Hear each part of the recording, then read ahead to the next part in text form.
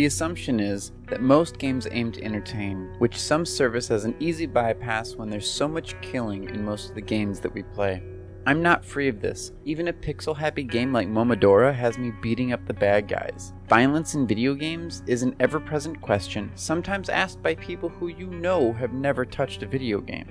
Still, after playing Spec Ops: The Line for the second time, I am disturbed. I am genuinely bothered, and a bit upset I even installed it. If Spec Ops succeeds in anything, it succeeds in sending a message you wish you hadn't embraced, because believe me, it succeeds in little else. You're gonna love the way it feels to take a game off that wish list. I guarantee it.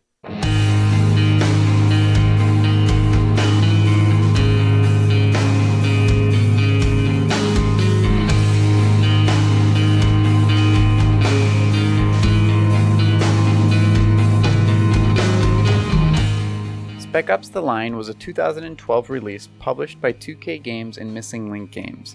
It's been a minute, but it was generally lauded with praise upon release and still enjoys an abundance of positive reviews on Steam. It's kind of a classic. It's not fair to review a 2012 game on mechanics. Game systems evolve over time, and everyone knows how tough it can be to go back and play that game you loved a long time ago. Sure, they're happy to charge you $50 for Final Fantasy XII. Have fun with that. A remastered Mass Effect? Yeah, there's a rock that needs polishing. That Hanar refuses to listen to reason. Why can't it act in an orderly and lawful manner? Because it's a big, stupid jellyfish.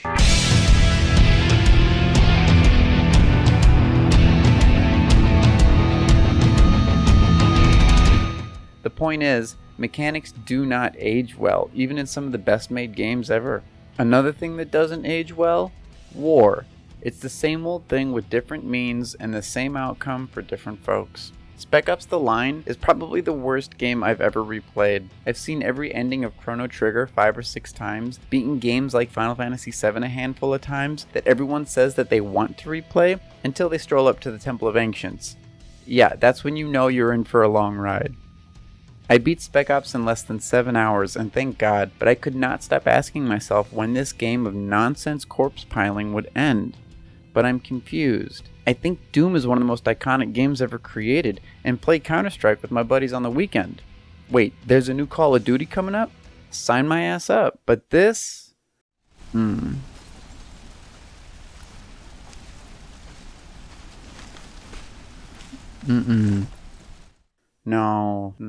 This was different. This was surreal gallery shooting. Fast walker. Eliminated!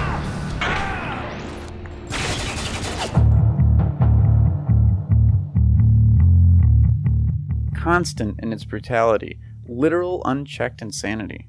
My fiance told me she did not like the person I was when I played the game. I streamed the initial 4 hours and feel genuine remorse for the 6 people I subjected it to.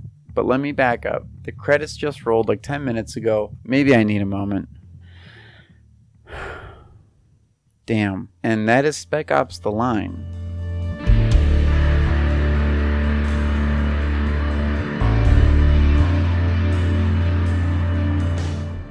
War and death in both video games and in cinema is so cheap. We see it, we revel in it, we're entertained by it, and then we move on. But cinema has always enjoyed the artist's justification, that the movies that are sometimes making us want to look away the most carry some of the most necessary messages.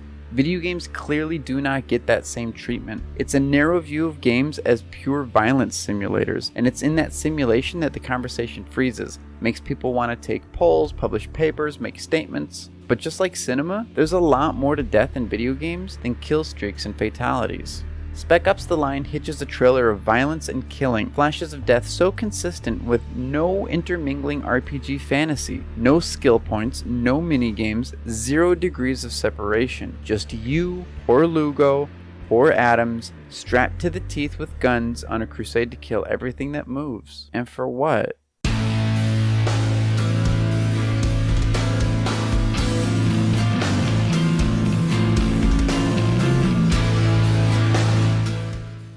As a child, I cried for myself all the time.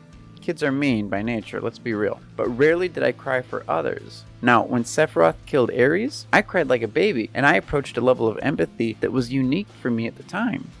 Spec Ops The Line is nonsense and a game I will never play again, but it's because its message is so raw, so striking, and so successful.